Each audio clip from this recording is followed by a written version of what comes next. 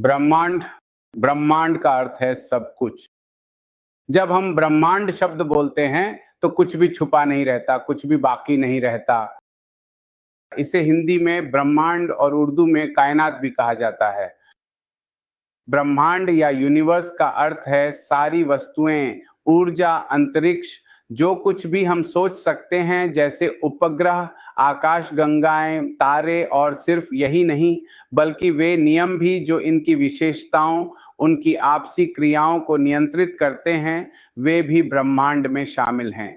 Kepler ने सूर्य के चारों ओर घूमने वाले ग्रहों के बारे में कई नियम प्रस्तुत किए। उन्होंने वास्तव में हेलियोसेंट्रिक सिद्धांत का उपयोग किया। उससे पहले जो सिद्धांत प्रचलित था वह जियोसेंट्रिक था। हेलियोसेंट्रिक का सीधा अर्थ है सूर्य केंद्र में, और जियोसेंट्रिक का अर्थ है पृथ्वी सौरमंडल के केंद्र में। देखिए, यहाँ चीजें लिखी हुई हैं। इसमें ग्रह, तारे, आकाश गंगाएं, खाली स्थान और आजकल डार्क मैटर भी काफी चर्चा में है, ये सब शामिल हैं। ये भी इसमें शामिल है।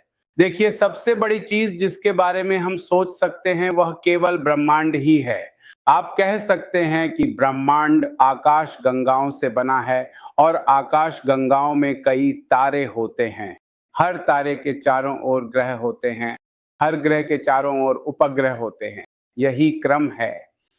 हमारी अपनी आकाश गंगा, जिसे हम सभी मिल्की वे के नाम से जानते हैं और पहचानते हैं, के सबसे पास की विशालकाय आकाश गंगा एंड्रोमेडा है।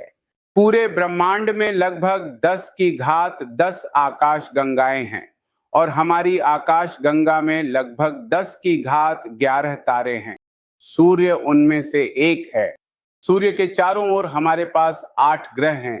देखिए, कुछ साल पहले तक हम 9 ग्रह गिनते थे, लेकिन प्लूटो को ग्रहों की सूची से बाहर कर दिया गया है क्योंकि वह ग्रहों के मानदंडों को पूरा नहीं करता।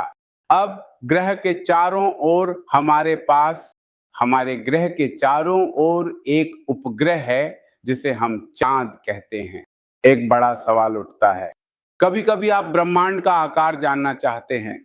अगर आप ठीक ठीक तय कर लें कि यही ब्रह्मांड का आकार है, यानी आप कल्पना करें कि यही ब्रह्मांड का आकार है, तो एक बड़ा सवाल उठता है कि उसके आगे क्या है। जबकि हम बार बार दोहरा रहे हैं कि जो कुछ भी हम कल्पना कर सकते हैं, जिसे हम देख सकते हैं, जिसे हम समझ सकते हैं, जिसे हम समझा सकते हैं, या जिसकी हम कल्पना भी कर सकते हैं, वही ब्रह्मांड है।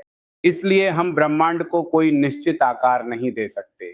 हम बस सुरक्षित रहने के लिए अनुमानित आकार कहते हैं। इसका सीधा सा मतलब है कि हम इस मान तक पहुंच गए हैं।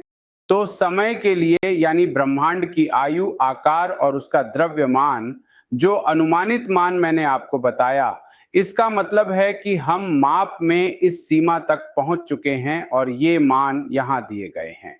आकार, ये चीज 10 की घात 26 मीटर, क्रम होगा 10 की घात 27। इसी तरह द्रव्यमान, यह 53 और 54 के बीच है, और ब्रह्मांड की अनुमानित आयु लगभग 10 की घात 18 सेकंड है, जिसे आप वर्षों में बदलेंगे तो यह मान मिलेगा। गैलेक्सीज लगातार फैल रही है, वे हमेशा एक दूसरे से दूर जा रही हैं। यह विचार वैज्ञानिक हबल ने प्रस्तुत किया था। उन्होंने एक हबल का नियम प्रस्तुत किया और कहा कि सभी गैलेक्सीज नियमित रूप से एक दूसरे से दूर जा रही हैं। इस तरह पूरा ब्रह्मांड लगातार फैल रहा है। आपको यह भी याद रखना चाहिए कि हमारे सूर्य के सबसे निकटतम तारा अल्फा सेंटरी है। सूर्य भी एक तारा है, लेकिन हमारी आकाश गंगा में सूर्य से भारी और अधिक गर्म कई तारे हैं, जैसे सिरियस। तो अगर आप विज्ञान या यहाँ तक कि मानव मस्तिष्क की सीमा तक जाएं तो देखें कि लगभग 10 की घात 22 तारे हैं। सूर्य उनमें से एक है और सूर्य के 8 ग्रह हैं। पृथ्वी उनमें से एक है। पृथ्वी का एक उपग्रह है चंद्रमा। अब तक हमने चंद्रमा के बारे में विस्तार से चीजें नहीं जानी है। तो विज्ञान जहां खड़ा है, ये भी हमें जानना चाहिए।